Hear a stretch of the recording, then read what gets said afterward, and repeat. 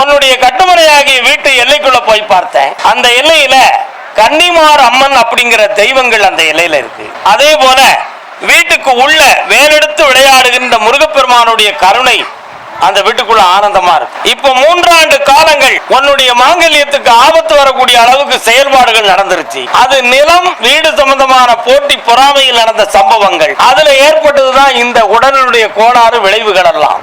மீண்டும் அந்த தீய சக்தியை நீக்கி உயிருக்கு கண்டமில்லாம காப்பாய்த்தாரேன்.